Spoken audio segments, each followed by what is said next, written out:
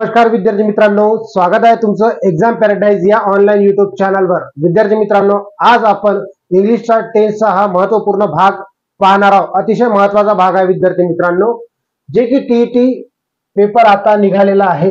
बऱ्याचशा वर्षापासून शिक्षक मित्र माझे वाट पाहत आहे आणि ज्यांचे शिक्षक होण्याचे स्वप्न आहे ते स्वप्न कुठेतरी त्यांचे अपुरे राहिलेले आहे। कारण काही जे शिक्षक आहे ज्यांनी डीएड केलेलं आहे त्यांची टीईटी एक्झाम कधी त्यांची क्रॅकच झाली नाही किंवा मग त्यांनी बरेचसे प्रयत्न केले परंतु किस्मतने त्यांना साथ नाही दिलेली आहे। विद्यार्थी मित्रांनो, त्यासाठी मी तुमच्यासाठी अतिशय महत्त्वाचा पाठ घेऊन आलेलो आहे जे की टेस्ट आहे आणि आपल्याला याच्यावर टीईटी मध्ये नेहमीच क्वेश्चन काही पाहायला मिळतात आणि ते क्वेश्चन जे आहे काही एरर बेसवर असतात किंवा मग त्याचे जे रूल्स राहतात टेन्सचे त्या टेन्सच्या रूलवर ते आपल्याला क्वेश्चन विचारतात आणि अतिशय महत्त्वाचा पाठ आहे विद्यार्थी मित्रांनो। या टेन्सला आपण इंग्लिशचा आत्मा असं सुद्धा म्हणत असतो, कारण एकदा जर तुमचं टेन्स पक्क झालं तर तुम्ही कोणत्याही पेपरमध्ये सहज कोणताही पेपर तुम्ही क्रॅक करू शकता। कारण टेन्सच्या नुसारच आपण वाक्याची रचना समजू शकतो आणि वाक्य कोणत्या काळातलं आहे हे समजलं तर आपण समोरच्या उदाहरणाकडे वळू शकतो। विद्यार्थी मित्रांनो, अतिशय महत्त्वाचा पाठ आज आपण पाहणार आहोत। टीईटी एक्झाम 2024 साठी आहे टीईटी एक्झाम 2024 साठी आज आपण हा पहिला व्हिडिओ लेक्चर तुमच्यासाठी टाकत आहे आणि त्याचबरोबर बीएमसीच्या जागा सुद्धा निघालेल्या आहेत आणि बीएमसी साठी अतिशय महत्त्वाच्या ह्या लेक्चर असणार आहे। त्याचबरोबर पहा, आदिवासी विभागाच्या काही जागा निघालेल्या आहेत, त्याच्यामध्ये तुम्ही फॉर्म भरू शकता। त्याच्यामध्ये इंग्लिश 50 मार्कासाठी आहे विद्यार्थी मित्रांनो, म्हणजेच 25 क्वेश्चन आले तर 50 मार्क मिळतात। त्याचबरोबर मी आज तुम्हाला जे टॉपिक शिकवणार आहे ते टीसीएस आणि आयबीपीएस पॅटर्न नुसार शिकवणार आहे। अतिशय महत्त्वाचा टॉपिक आहे टेन्स। टेन्स म्हणजे काय होते तर टेन्स म्हणजे होते मराठीमध्ये काळ। आपण काळाचे प्रकार लहानपणापासूनच शिकलेलो आहोत परंतु आपली कुठेतरी गलती होते जे की आपण इंग्लिशला थोडासा अवघड विषय मानतो परंतु तो अवघड नाही आहे। एकदा जर तुम्हाला याचा रिझन कळालं कशा पद्धतीने आपण त्याला सॉल्व्ह करू शकतो तर तुम्हाला इंग्लिश पण सोपी वाटणार विद्यार्थी मित्रांनो, कारण इंग्लिश ग्रामर अतिशय सोप्या पद्धतीने मी तुम्हाला एक्सप्लेन करून सांगणार आहोत। संपूर्ण व्हिडिओ बघा आणि तुमचं जे शिक्षक होण्याचं स्वप्न आहे विद्यार्थी मित्रांनो त्याच्यासाठी तुम्हाला टीईटी ही पेपर अतिशय महत्त्वाचा आहे। त्याचबरोबर हेच लेक्चर सिरीज तुम्हाला टेट साठी टायट साठी याच्यासाठी सुद्धा उपयोगी येणार आहे। म्हणून तुम्ही शिक्षक विद्यार्थी मित्रांनो तुम्ही सर्व काही लेक्चर्स क्लिअर करा, म्हणजेच तुमचं जे कन्सेप्ट आहे टेन्स बद्दलच्या त्या सर्व कन्सेप्ट मी तुम्हाला इथं क्लिअर करून देणार आहोत। पहा, स्वप्न सर्वांचेच असतात परंतु स्वप्न आपण विद्यार्थी घडवण्याचे पाहत असतो आणि हे जे स्वप्न आहे हे स्वप्न आहे बरेचसे विद्यार्थी कमी पाहतात विद्यार्थी मित्रांनो, कारण आपल्याला शिक्षक व्हायचं आहे, आपल्याला समोरचं भविष्य घडवायचं आहे आणि हे भविष्य घडवण्यासाठी आपण सज्ज राहायला पाहिजे विद्यार्थी मित्रांनो। म्हणजेच आज आपण टेन्सचा पार्ट पाहणार आहोत जे की टीसीएस आणि आयबीपीएसच्या बेसवर सुद्धा असणार आहे, महत्त्वाचा पार्ट आहे। मग पहा, टेन्सचे प्रकार किती पडतात हे तुम्हाला सर्वांनाच माहित आहे, काहीही प्रॉब्लेम नाही। आता मी तुम्हाला एक एक क्वेश्चन विचारेल स्टार्टिंगला, त्याच्यानंतर त्याच्यावर रूल काय येतील ते सांगणार। ओके, कशा पद्धतीने आपण क्लिअर करणार या सर्व गोष्टी पाहणार आहोत। सर्वप्रथम तर मी तुम्हाला क्वेश्चन विचारणार, त्या क्वेश्चनचा आन्सर तुम्ही कमेंट बॉक्स मध्ये टाकायचा आहे आणि तुम्ही जर कमेंट बॉक्स मध्ये तुम्ही करेक्ट आन्सर टाकला विद्यार्थी मित्रांनो म्हणजे मला समजेल की तुम्हाला हे व्हिडिओ लेक्चर समजलेला आहे। पहा, मी एक क्वेश्चन विचारेल, त्याच्यानंतर काही क्वेश्चन देईल तुम्हाला सॉल्व्ह करण्यासाठी। ओके, आणि त्याच्यावर मी ते नियम सुद्धा तुमचा क्लिअर करून देईल अतिशय शॉर्ट ट्रिक्स नुसार। ओके, पहा, मी सिंपल प्रेझेंट टेन्स आज शिकवणार आहोत। कोणता तर simple present tense, simple present tense. Okay, आज आपण पहिल्या पार्ट मध्ये सिंपल प्रेझेंट टेन्स पाहणार आहोत। त्यालाच प्रेझेंट इंडेफिनिट टेन्स सुद्धा म्हणतात, त्यालाच साधा वर्तमान काळ सुद्धा म्हणतात आणि ह्याच्यावर सर्वात जास्त रूल आहे विद्यार्थी मित्रांनो टेन्स मध्ये। याचे जे रूल्स आहेत रूल्स आपण पाहणार आहोत अतिशय ट्रिकी पद्धतीने, एकदम short tricks. Okay, short tricks नुसार आपण पाहणार आहोत। अतिशय शॉर्ट ट्रिक्स मी तुम्हाला इथं सांगणार आहोत विद्यार्थी मित्रांनो। ज्या पद्धतीने आपण शिकणार आहोत ती पद्धत इथं युट्यूबवर तुम्हाला कोणीच शिकवणार नाही, त्या पद्धतीने मी तुम्हाला इथं सांगणार आहोत। पहा, इथं सिंपल प्रेझेंट टेन्सचे काही रूल आपण पाहणार आहोत। पहिले मी काही तुम्हाला क्वेश्चन देईल आणि त्या क्वेश्चनचा आन्सर तुम्हाला द्यायचा आहे कमेंट बॉक्स मध्ये आणि त्याच्यावरचा रूल जे आहे कशा पद्धतीने आपल्याला सॉल्व्ह करायचा, रूल कशा पद्धतीने समजून घ्यायचा याबद्दलची संपूर्ण माहिती मी तुम्हाला देणार आहोत। पहा, पहिलाच क्वेश्चन मी तुम्हाला देतो। पहा, रूल्सवर क्वेश्चन पाहणार आहोत आणि अतिशय महत्त्वाचे क्वेश्चन पाहणार आहोत। पहिला क्वेश्चन तुमच्यासाठी, जर मी असं म्हटलं ही is completing his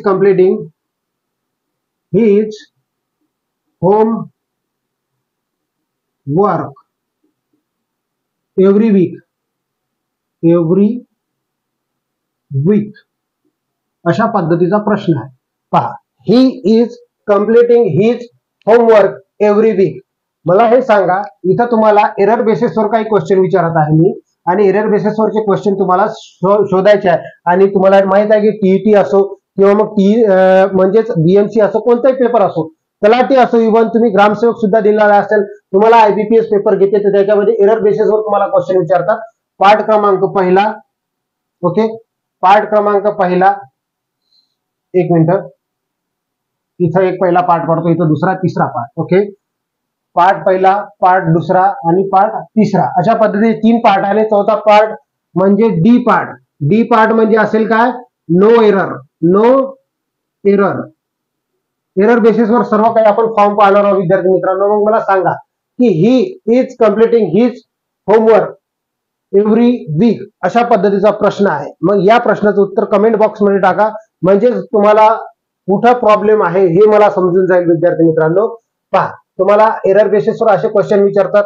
आता हे छोटा क्वेश्चन झालं म्हणून इथं आपण थोडस पाठ पाडलेला आहे. पहा, मग हे पहिला पाठ आहे, दुसरा पाठ आणि तिसरा पाठ. याच्यामध्ये चौथा पाठ म्हणजे नो एररचा आहे. तुम्हाला ऑप्शन मध्ये टाकणार आहे पहिल्या क्वेश्चनचं उत्तर. ओके, आता मी तुम्हाला याचा रूल सांगतो विद्यार्थी मित्रांनो.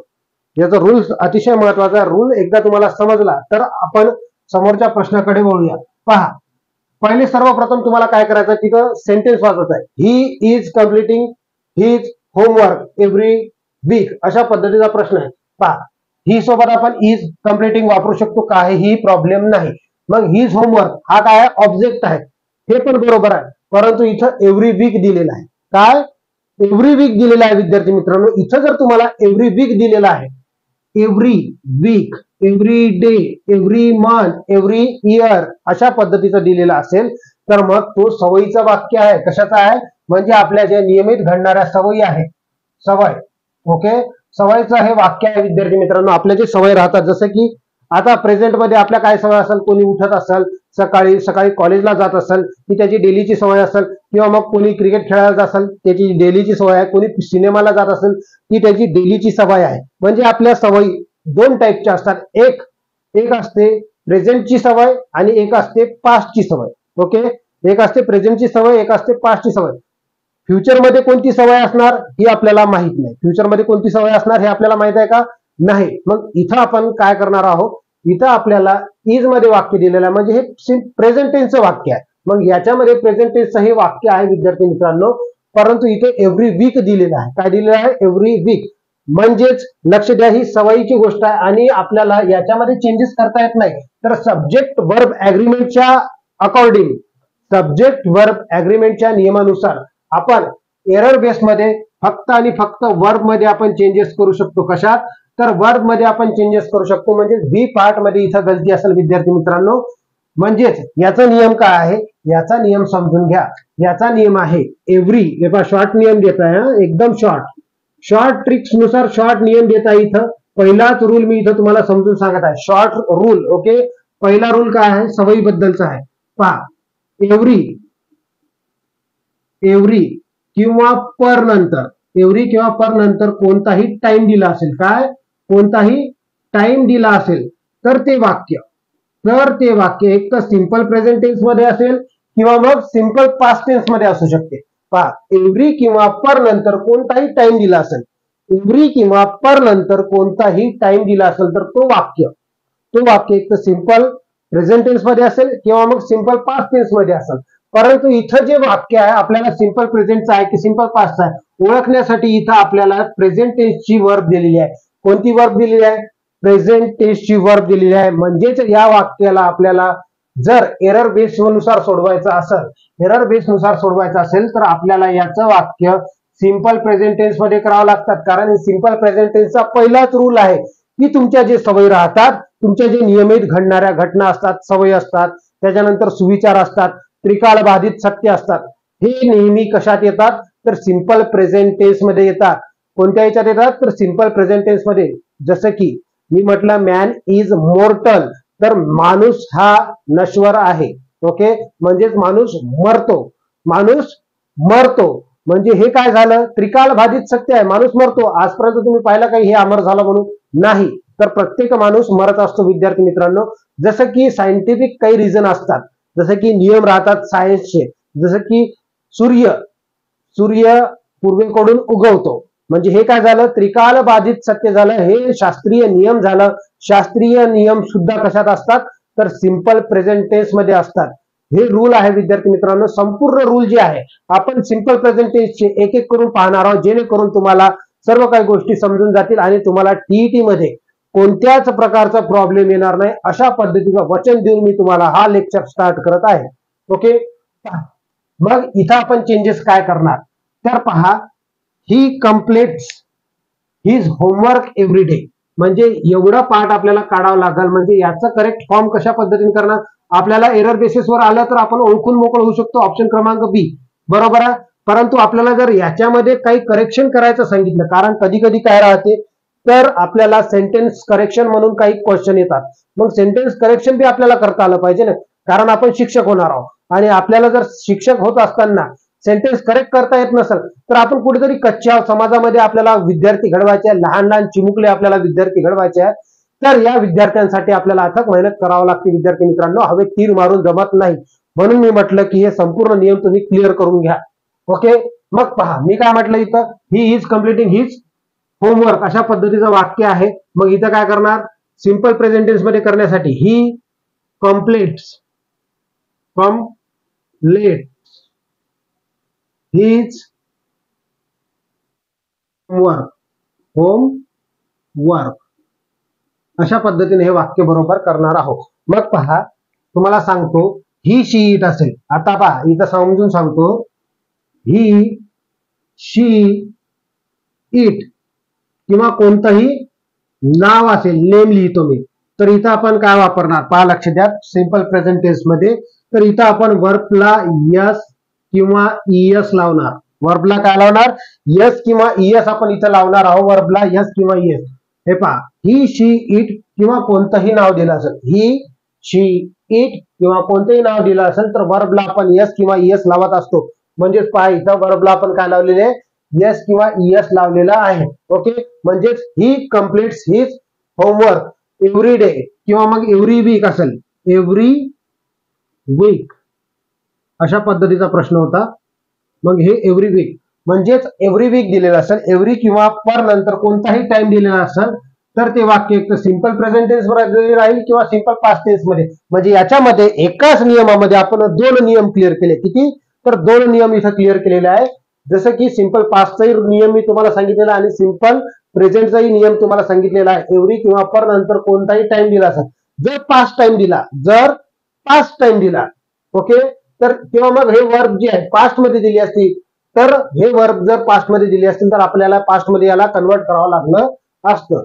आणि लक्ष द्या, याच्यासोबत आपण डज सुद्धा वापरत असतो. काय वापरत असतो, डज. ओके, याच्यासोबत आपण डज सुद्धा वापरत असतो. ही शी इट कोणतंही नाव असेल त्याच्यासोबत आपण डज वापरणार. त्याच्यानंतर दुसरा प्रश्न तुमच्या स्क्रीनवर आहे विद्यार्थी मित्रांनो. दुसरा प्रश्न मी तुम्हाला देत आहोत. तर अतिशय महत्वाचा प्रश्न आहे. मग हे प्रश्न जे आहे एकदा तुम्ही सॉल्व्ह करून बघा, म्हणजे तुम्हाला या प्रश्नामध्ये कोणत्याही प्रकारची अडचण जाणार नाही. जर मी म्हटलं the earth moving around the sun, the earth moving round the sun, अशा पद्धतीचा वाक्य आहे. The earth moving round the sun अशा पद्धतीचं वाक्य आहे. मग हे वाक्य का बरोबर आहे का, मग आहे तर कुठं आहे बरोबर, किंवा मग नाही तर मग कुठं चुकलेलं आहे, हे वाक्य करेक्शन तुम्हाला करता आलं पाहिजे विद्यार्थी मित्रांनो. आता मी एरर बेसवर नाही सांगणार, तर तुम्ही या प्रश्नाचं उत्तर मला कमेंट बॉक्स मध्ये टाका. या सेकंड प्रश्नाचं उत्तर तुम्हाला आलंच पाहिजे विद्यार्थी मित्रांनो. अतिशय महत्वाचे प्रश्न मी तुम्हाला विचारत आहे आणि अशाच पद्धतीचे प्रश्न तुम्हाला नियमाबरोबर विचारत असतात आणि हे प्रश्न तुम्हाला सोडवता आले पाहिजे. पहा, आता हे वाक्य जर तुम्ही वाचलं तर तुम्हाला समजून जाईल. The earth moving round the sun, पृथ्वी काय करते, पृथ्वी सूर्याभोवती प्रदक्षिणा घालते. पृथ्वी काय करते, सूर्याभोवती प्रदक्षिणा घालत असते. आता पहा, मग सूर्याभोवती प्रदक्षिणा घालते, तर हे काय त्रिकालबाधित सत्य आहे, वैज्ञानिक सत्य आहे. बरोबर आहे, हे त्रिकालबाधित सत्य आहे, वैज्ञानिक सत्य आहे. म्हणून इथं ही जी वर्ब येणार, ही वर्ब आपल्याला सिंपल प्रेझेंट टेन्स मध्ये पाहिजे, इथं कंटिन्युअस मध्ये नाही पाहिजे. म्हणजे इथं काय करणार आपण, the earth moves round the sun, the earth moves round the sun, अशा पद्धतीने हे वाक्य बरोबर करणार आहोत. समजलं तुम्हाला, कारण वैज्ञानिक सत्य, आता याच्यावरचा रूल तुम्हाला देतो. हे काय आहे, वैज्ञानिक सत्य त्रिकालबाधित सत्य. हे काय आहे, वैज्ञानिक सत्य किंवा मग त्रिकाल सत्य. हे काय, वैज्ञानिक सत्य किंवा त्रिकालबाधित सत्य आहे. मग हे वैज्ञानिक सत्य किंवा त्रिकालबाधित सत्य असेल तर ते कोणत्या टेन्स मध्ये राहील, तर ते राहील सिंपल प्रेझेंट टेन्स मध्ये वाक्य. म्हणून आपण वाक्य कशा पद्धतीने बनवलेलं आहे, the earth moving round the सन असला तर आपण त्याला काय म्हणणार, the earth moves round the सन. त्याच्यानंतर तिसरा प्रश्न मी तुमच्या स्क्रीनवर टाकतो विद्यार्थी मित्रांनो. तिसरा प्रश्न तुम्ही सोडून दाखवा. तिसरा प्रश्न पहा, जर मी म्हटलं the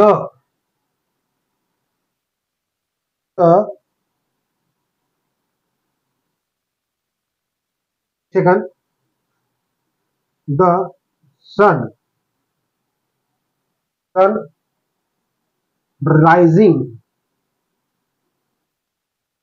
rising from the east, the sun rising from the east, अशा पद्धतीचं वाक्य आहे. The sun is rising from the east असं पाहिजे. The sun is rising from the east अशा पद्धतीचं वाक्य आहे. मग हे वाक्य बनवायचं आहे आपल्याला सिंपल प्रेझेंट टेन्स मध्ये. कशा पद्धतीने बनवणार विद्यार्थी मित्रांनो, द सन जे आहे म्हणजे सूर्य काय करते, पूर्वेकडून उगवते. आता पहा, याच्यामध्ये तुमचं सायन्स लावू नका की सूर्य एकाच जागेवर राहते आणि पृथ्वी त्याच्या भोवती प्रदक्षिणा घालत असते. मग तुम्हाला तिथं ते करायचं नाही आहे. मग हे समजून घ्या की हे रायझिंग आहे. हे वाक्य कोणत्या टेन्स कशाचं आहे, तर हे वैज्ञानिक सत्य आहे, त्रिकालबाधित सत्य आहे की सूर्य पूर्वेकडूनच उगवतो अशी म्हण आहे. आपल्या याच्यात मान्यता आहे की सूर्य पूर्वेकडून उगवतो, परंतु सूर्य एकाच जागेवर असतो विद्यार्थी मित्रांनो. पृथ्वी त्याच्या भोवती काय करत असते, प्रदक्षिणा घालत असते. म्हणून इथं इज रायझिंग येणार नाही, कारण तो वैज्ञानिक सत्य आहे. इथं आपल्याला काय करावं लागेल, the sun rises from the east, the sun rises from the east अशा पद्धतीने हे वाक्य बनवायचं. The sun rises from the east अशा पद्धतीचं हे वाक्य आहे विद्यार्थी मित्रांनो. हे दोन नियमावर आपण वाक्य पाहिलेलं आहे. एक झालं सवय, एक झालं वैज्ञानिक सत्य किंवा त्रिकालबाधित सत्य. ओके, किंवा मग आता याच्या समोर आणखी बी उदाहरणं पाहू विद्यार्थी मित्रांनो. एवढं तुम्हाला क्लिअर झालं असेल अशी आशा आहे. विद्यार्थी मित्रांनो, जर व्हिडिओ आवडत असेल तुम्हाला तर एकदा लाईक करून द्या आणि चॅनलवर नवीन आले असाल तर चॅनलला सबस्क्राईब करून द्या. कारण अशा पद्धतीचे नियम मी तुम्हाला आजपासून टीईटीच्या पेपर पर्यंत रोज शिकवणार आहोत. रोजचा एक व्हिडिओ आपला अपलोड राहील विद्यार्थी मित्रांनो. मराठीचाही असेल तर मराठीचे असे काही रूल्स आहेत जे आपण त्याच्यामध्ये टाकत असतो. त्याचबरोबर आपल्या याच्यात गणिताचे बी असे रूल आहेत की तुम्ही टीईटी क्रॅक करू शकता, की गणिताचे बी व्हिडिओज तुम्ही पाहू शकता विद्यार्थी मित्रांनो. त्याचबरोबर परिसर अभ्यास किंवा मग जसं की विज्ञान झालं, त्याच्यानंतर इतिहास झालं, भूगोल झालं किंवा मग पंचायत राज झाले, याच्यावरचे व्हिडिओ आपल्या युट्यूब चॅनलवर तुम्हाला भेटून जाईल विद्यार्थी मित्रांनो. संपूर्ण व्हिडिओ बघा आणि तुमची टीईटी क्रॅक करण्याचं जे स्वप्न आहे, जे की तुम्हाला कठीण वाटते, ते इथून आपण क्लिअर करू शकतो विद्यार्थी मित्रांनो. आता समोर आपण जाऊया. त्यानंतर विद्यार्थी मित्रांनो आपण वैज्ञानिक काही रूल आहेत ते पाहणार आहोत. त्याच्यानंतर काही रूल्स पाहणार आहोत जसं की विज्ञानावर आधारित आहे, वैज्ञानिक नियमावर आधारित आहे. जसं की मी जर म्हटलं की ॲनिमल्स डाय विदाउट वॉटर, ॲनिमल्स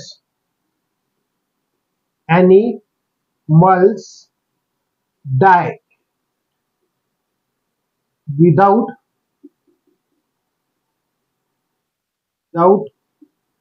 वॉटर, या वाक्यात गलती आहे का? ओके, हा वाक्य तुम्हाला दिलेला आहे, त्याच्या समोरचा रूल आपण पाहत आहे. तर या वाक्यामध्ये गलती आहे का हेच क्लिअर करून घ्या. जर तुम्हाला गलती दिसत असेल तर ती कमेंट बॉक्स मध्ये टाका विद्यार्थी मित्रांनो. त्याच्यानंतर मी तुम्हाला ह्या रूल बद्दल संपूर्ण माहिती देणार आहोत. मग पहा, ॲनिमल डेड अशा पद्धतीने आहे. ॲनिमल डेड विदाउट वॉटर म्हणजे ॲनिमल काय करतात तर मरतात किंवा मग आपण मरतो विदाऊट वॉटरने किंवा मग पाण्याशिवाय आपण काय करतो मरून जातो. मग हे गोष्ट लक्षात घ्या, आपण मरून जातो बरोबर आहे. म्हणजे याचा अर्थ मेला होता असा आहे का? नाही. मग एक गोष्ट लक्षात घ्या, याच्यामध्ये तुम्हाला इथं वर्बचा सेकंड फॉर्म दिलेला आहे. इथं काय दिलेला आहे? वर्बचा सेकंड फॉर्म आहे. हे तुम्हाला ओळखता आलं पाहिजे. म्हणजे तुम्हाला वाटते की डेड म्हणतो आपण म्हणून हे काय आहे? डेड झालेला आहे. ओके. मग हे जे आहे डेड जे आहे, ओके, हे जे डेड आहे हे वर्बचा सेकंड फॉर्म आहे. मग हे वर्बचा जर सेकंड फॉर्म असेल विद्यार्थी मित्रांनो, ओके, हे जर वर्बचा सेकंड फॉर्म असेल तर इथं हे वाक्य कशात पाहिजे आपल्याला? सिंपल प्रेझेंट टेन्स मध्ये पाहिजे. मग हे सिंपल प्रेझेंट टेन्स मध्ये आहे का? नाही. कारण हे जे आहे वैज्ञानिक सत्य आहे, हे विज्ञानाचा नियम आहे.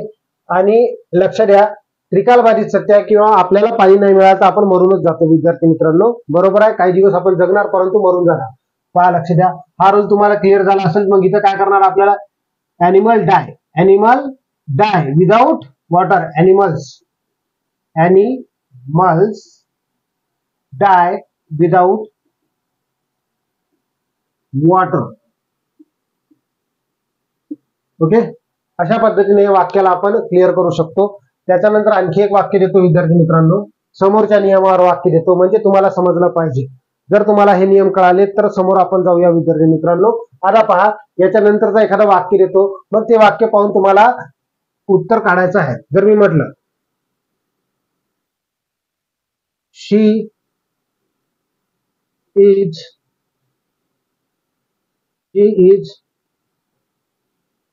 किंवा मग she often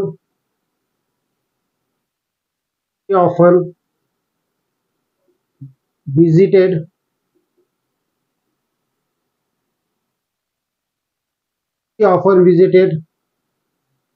the academy. She often visited the academy. अशा पद्धतीचं वाक्य आहे. ती नेहमी अकॅडमीला भेट करायची. ओके. मग ऑफन ज्यावेळेस आपल्याला दिलेलं आहे, लक्ष द्या, शी ऑफन हे काय देत दाखवते आपल्याला? काळ दाखवते. ओके. हे काय दाखवते? नेहमी. ती नेहमी काय करायची तर व्हिजिटेट करायची म्हणजे भेटायची. मग या वाक्यामध्ये तुम्हाला काही गलती वाटते का? तर तुम्ही इथे चेक करायचं आहे. म्हणजे शी व्हिजिटेड द अकॅडमी म्हणजे ती अकॅडमीला काय करायची? ती भेट द्यायची, वारंवार ती भेट द्यायची. अशा पद्धतीचं वाक्य आहे. मग तुम्हाला समजलं पाहिजे इथं वर्बचा सेकंड फॉर्म आहे. परंतु इथं जे टायमिंग दिलेलं आहे आपल्याला ऑफन, ओके, वारंवार ती द्यायची किंवा मग देत आहे, ओके, देते, अशा पद्धतीचं वाक्य आहे. ती द्यायची, ती भूतकाळातली गोष्ट झाली. ओके. म्हणजे हे सिंपल पास्ट टेन्सचं वाक्य आहे आणि हे वाक्य ऍब्सोल्युटली बरोबर आहे. ओके. हे वाक्य जे आहे ऍब्सोल्युटली बरोबर आहे विद्यार्थी मित्रांनो, परंतु ते सिंपल पास्ट टेन्सचं वाक्य मी इथं दिलेलं आहे. मग अशा वेळेस तुम्ही काय करता? मी आतापर्यंत हे शिकवलं, कुठं ना कुठं गलती दाखवली, मग तुम्ही काय करता? इथं गलती दाखवली म्हणून तुमचा अभ्यास कच्चा राहते. इथं तुम्ही काय करता? याला व्हिजिट करण्याचा प्रयत्न करता किंवा मग व्हिजिट्स करण्याचा प्रयत्न करता. ओके. मग हे वाक्य बरोबर आहे विद्यार्थी मित्रांनो. आणखी समोरचा नियम जे की पहा, लक्ष द्या, ऑफन झालं, युजली झालं, सेल्डम झालं, ऑलवेज झालं, ऑकेजनली झालं, अशा फ्रिक्वेंटली झालं, अशा पद्धतीचे जे काही आपल्याला टाइम दाखवणारे शब्द राहतात, ऑकेजनली, युजली, त्यानंतर डेली, असे जे शब्द राहतात, हे शब्द नेहमी काय दाखवतात आपल्याला? तर हे शब्द दाखवतात आपल्याला ऍडवर्ब ऑफ टाइम दाखवतात. काय दाखवतात? Adverb of time. मग याच्यामध्ये एक तर ते वाक्य सिंपल पास्ट टेन्स मध्ये असेल किंवा मग सिंपल प्रेझेंट टेन्स मध्ये आहे. मग इथं वाक्य सिंपल पास्ट टेन्स मध्ये आहे, ठीक आहे, बरोबर आहे, काही प्रॉब्लेम नाही. परंतु कधी कधी अशा पद्धतीनं गलती देतात. जर मी म्हटलं शी हॅज हेल्प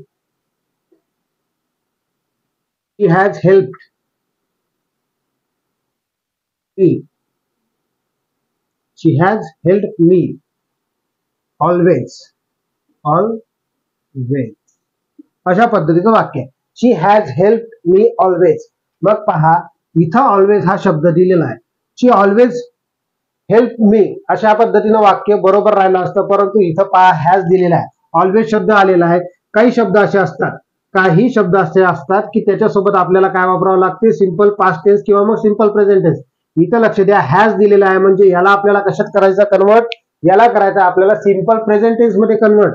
विद्यार्थी मित्रांनो, इथंच आपली गलती होते. मग हे हॅज V3 नाही पाहिजे आपल्याला, हॅज V3 नाही पाहिजे. इथं जर आपल्याला वारंवार जसं की always, often, frequently, usually, occasionally अशा पद्धतीचे, डेली असे शब्द येतात. म्हणजे याचा अर्थ ती काय आहे, आपली सवय आहे. सवय आहे ती वारंवार इथे येते. सवय ते काय, ती वारंवार इथं येते. मग किंवा मग ती वारंवार मला हेल्प करते. ऑलवेज ती हेल्प करते. अशा पद्धतीचं वाक्य, ती नेहमी मला काय करते, हेल्प करते. मग इथं मला सांगा ती ऑलवेज हेल्प करते, मग हेल्प करत होते असं होते का, नाही. मग हे वाक्य इथं गलत झालेलं आहे. मग इथं काय होईल, शी हेल्प्स, शी हेल्प्स मी ऑलवेज, किंवा मग ऑलवेज शी हेल्प्स मी अशा पद्धतीनं वाक्य बरोबर होऊ शकते. ओके, काही प्रॉब्लेम नाही. ओके, हा नियम तुम्हाला कळाला असेल विद्यार्थी मित्रांनो. याच्यानंतर समोरच्या नियमाकडे आपण जाऊया. ओके, नंतर विद्यार्थी मित्रांनो समोरच्या नियमाकडे आपण जाणार आहोत. अतिशय महत्वाचा रूल पाहणार आहोत. पहा, अतिशय महत्वाचा रूल. मी एक वाक्य देणार, त्या वाक्यावर तुम्हाला चेक करायचं की कशा पद्धतीने गलती आहे. जर मी इथं म्हटलं आय एम अंडरस्टँडिंग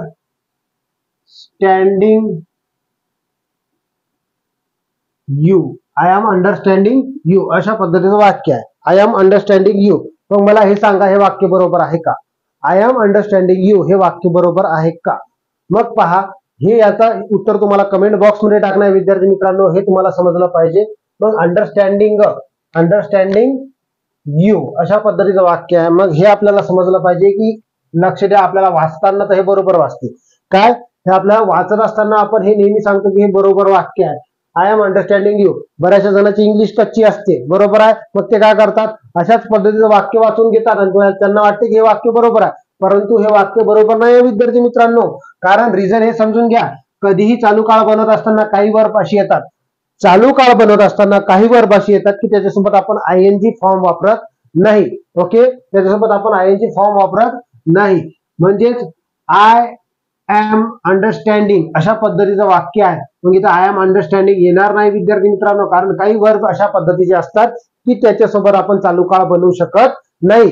एक तर त्याला सिंपल प्रेझेंट टेन्स मध्ये वापरावं लागेल किंवा मग सिंपल पास्ट टेन्स मध्ये वापरावं लागेल.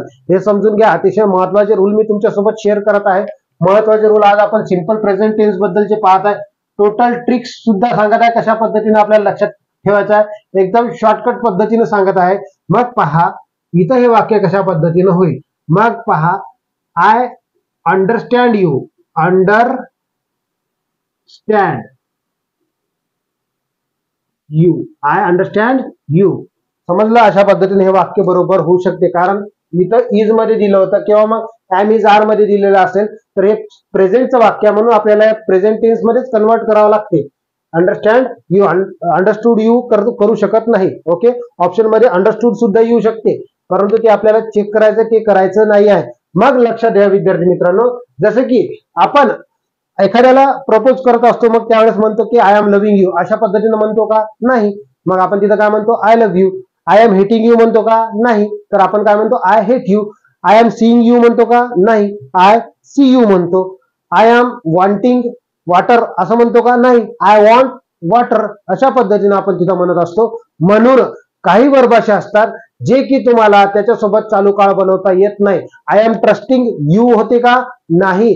आय ट्रस्ट यू होते. ओके, अशा पद्धतीने म्हणू शकतो. त्याच्यानंतर आय एम स्मेलिंग जे बी आहे, आय एम स्मेलिंग करू शकतो का, नाही. आय एम स्मेलिंग करू शकत नाही. ओके, समजलं, इथपर्यंत क्लिअर आहे. आय एम फिलिंग लोनली अशा पद्धतीची पोस्ट आपण नेहमी टाकत असतो. फोटो काढला आपण व्हॉट्सअपवर, ओके, किंवा मग आपण फोटो काढतो, सेल्फी वगैरे काढतो, आपला मूड खराब असला तर आय एम फिलिंग लोनली अशा पद्धतीचं वाक्य टाकतो. आय एम फिलिंग लोनली इथं लिहून सांगतो मी तुम्हाला.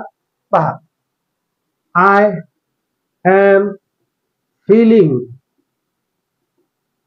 लोनली अशा पद्धतीचं वाक्य. आय एम फिलिंग लोनली वाक्य लिहित असताना तुम्ही वाचलेलं असते की तुम्हाला वाटते काही एरर नाही याच्यामध्ये, काहीही एरर तुम्हाला वाटत नाही, परंतु हे वाक्य चुकीचं आहे विद्यार्थी मित्रांनो. जर तुम्ही ग्रॅमॅटिकली याचा विचार केला तर हे वाक्य चुकलेलं आहे. कारण तुम्हाला हे समजलं पाहिजे की आपण काही वर्ब असे असतात की त्याच्यासोबत आपण काय वापरू शकत नाही तर आयएनजी फॉर्म वापरू शकत नाही. फील याच्यासोबत आपण आयएनजी फॉर्म वापरू शकत नाही, म्हणजे हे वाक्य चुकलेलं असेल. आय फील लोनली अशा पद्धतीने हे वाक्य बरोबर होईल. आय फील लोनली अशा पद्धतीने वाक्य बरोबर होत असते. विद्यार्थी मित्रांनो, तुम्ही जे म्हणत असता, जे डेली वाक्य बोलत असता, ते कुठेतरी ग्रामॅटिकली मिस्टेक मध्ये असते आणि म्हणूनच आपल्या चुका, सिली मिस्टेक जे आहे ते पेपरमध्ये होताना दिसतात.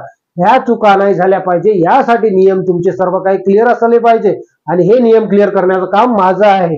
आणि तुम्ही डेली हा व्हिडिओ अशा पद्धतीचे व्हिडिओ पाहत चला, म्हणजे तुमचे जे असे फॅक्ट्स आहे, असे जे नियम आहे, हे नियम तुमचे जे राहिलेले आहेत ते नियम सुद्धा आम्ही इथं क्लिअर करून देण्याचा पूर्णपणे प्रयत्न करेल. आणि तुमचं जे स्वप्न आहे टीईटी पास होण्याचं किंवा मग बीएमसी मध्ये कुठेतरी जॉब करायचा किंवा मग टीसीएस आयबीपीएस नुसार कोणत्याही इंग्लिशचं तुम्हाला टॉपिक हार्ड वाटत असेल तर आम्ही इथं तुमच्यासाठीच आहोत. विद्यार्थी मित्रांनो, सर्व व्हिडिओ पाहत चला, म्हणजे तुमच्या सर्व काही कन्सेप्ट आणि तुम्ही नोट्स काढत चला. विद्यार्थी मित्रांनो, याच्या नोट्स तुम्हाला काढता आल्या पाहिजे. मग मी इथं काही वर्ब लिहून देतो, म्हणजे या नियमावर काही वर्ब आहे, लिहून घ्या. नियम मी तुम्हाला सांगतो. सर्वप्रथम, काही वर्ब असे असतात की त्याच्यासोबत आपण चालू काळ बनवू शकत नाही. मग हाच जो नियम आहे हा सिंपल पास्ट टेन्स मध्ये हाच नियम आहे. सिंपल पास्ट टेन्स मध्ये सुद्धा हाच नियम आहे. विद्यार्थी मित्रांनो, मग काही वर्ब मी तुम्हाला लिहून देतो, ते वर्ब तुम्ही नोट डाऊन करा किंवा मग काही पुस्तकातून पाहून घ्या.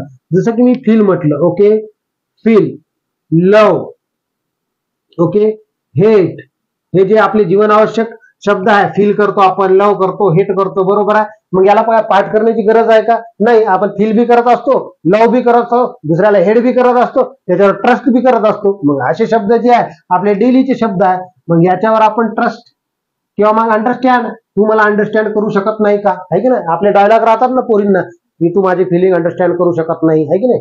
किंवा मग तू माझ्यावर प्रेम करू शकत नाही, तू माझ्याशी हेटच करतं, मी तुझ्याबद्दल किती चांगलं फील करतो. अशा पद्धतीचे वाक्य आपण डेलीच बोलत असतो, बरोबर आहे की नाही. तर हे वाक्य जे आहे आपण चालू काळामध्ये बनवू शकत नाही, म्हणून हे लक्षात ठेवायचं आहे. अंडरस्टँड, अंडरस्टँड, ट्रस्ट झालं, वांट झालं, हे सगळे आपल्या गरजाचे आहे.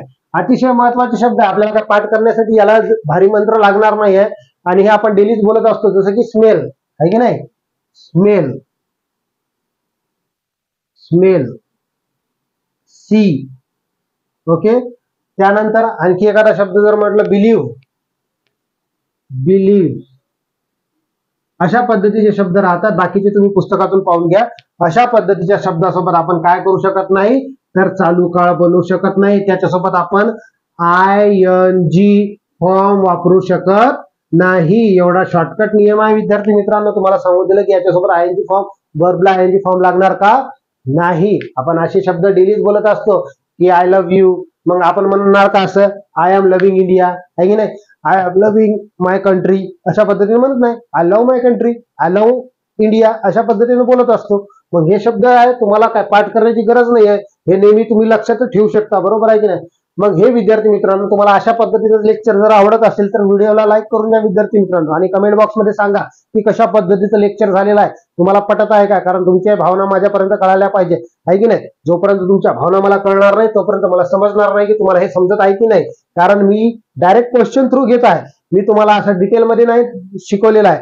डिटेलमध्ये व्हिडिओ आहेत आपल्या या प्लेलिस्ट मध्येच, तुम्हाला व्हिडिओ सापडून जातील विद्यार्थी मित्रांनो इंग्रजी ग्रामरच्या. तर तुम्ही त्याच्यामध्ये तुम्ही सिंपल प्रेझेंट टेन्सचे सर्व काही रूल पाहू शकता.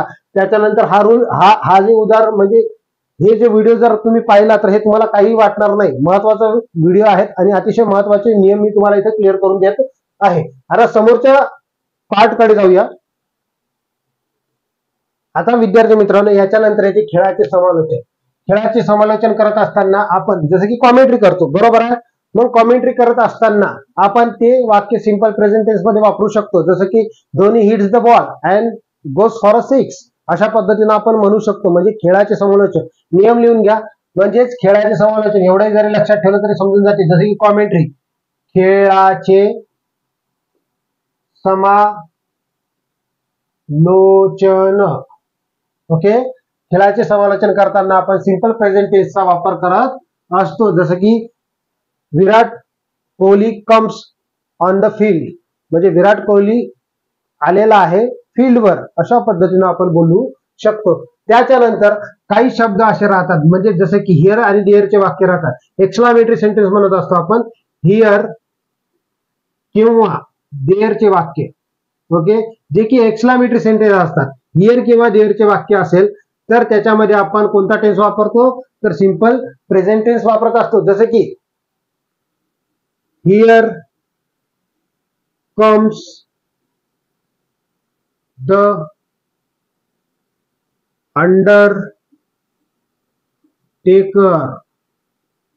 Here comes the Undertaker. पहा तुम्ही डब्ल्यूडब्ल्यू वगैरे पाहिले असेल, डब्ल्यूडब्ल्यू तुम्ही पाहिली असेल तर मग त्याच्यामध्ये अशी कॉमेंट्री करत असताना म्हणत असते here comes the Undertaker, here comes the Rock, here comes the Virat Kohli, किंवा मग अशा पद्धतीने आपण बोलत असतो हिअर कम्स विराट कोहली. मग लक्ष द्या, याचा हा रूल तुम्हाला समजला पाहिजे की इथं आपण कम्स वापरलेला आहे, बरोबर आहे की नाही. मग हिअर आणि देअरचे वाक्य जे आहे आपण सिंपल प्रेझेंट टेन्स मध्ये वापरतो. मग हिअर कम्स अंडरटेकर किंवा मग हिअर कम अंडरटेकर अशा पद्धतीने. मग इथं नाव जे आहे, इथं जे नाव आहे नावानुसार आपण वर्ब वापरतो. वर्बला नाम असेल तर मग काय यस किंवा यस लावत असतो. इथं लक्षात ठेवायचं. मग इथं लक्षात घ्या. आता दुसरी गोष्ट मी हे सांगतो, ज्यावेळेस मी नाव देईल, ज्यावेळेस मी कोणतंही नाव देईल, ओके, समजून घ्यायचा रूल, तर वर्ब त्याच्या पहिले असेल, वर्ब त्याच्या पहिले असेल, याचा रूल आहे हा, समजून घ्या. कशाचा रूल आहे. किंवा मग एक्सक्लामेटरी सेंटेन्सचे वाक्य दिलेले आहे. जर हिअर पासून वाक्याची सुरुवात होत असेल किंवा देअर पासून वाक्याची सुरुवात असेल, जसं की मी म्हटलं there goes taxi, there goes taxi अशा पद्धतीने म्हटलं. ओके, मग इथं पहा टॅक्सी काय आहे, नाव आहे. टॅक्सी काय नाव आहे, त्याच्यासमोर येणारा जे शब्द राहते हा वर्ब राहते, बरोबर आहे. म्हणजे नाव असेल तर त्याच्यासमोर आपण काय वापरणार, वर्ब वापरणार. परंतु जर मी असं म्हटलं की याच्यामध्ये प्रोनाउन जर वापरला, पहा आता प्रोनाउन वापरतो, जसं की here we go, here we go अशा पद्धतीचं वाक्य आहे. Here we go, here we go अशा पद्धतीचं वाक्य आहे. मग पहा इथं जर मी प्रोनाउन वापरला, ओके, हा काय आहे, प्रोनाउन आहे. याच्यानंतर काय येईल, वर्ब येईल. ज्यावेळेस बी आपण प्रोनाउन वापरणार, काय प्रोनाउन वापरणार, त्याच्यानंतर काय येईल, वर्ब येईल. ओके, म्हणजेच एक्सक्लामेटरी सेंटेन्स राहतात जे की हिअर आणि देअर वरून सुरू होतात.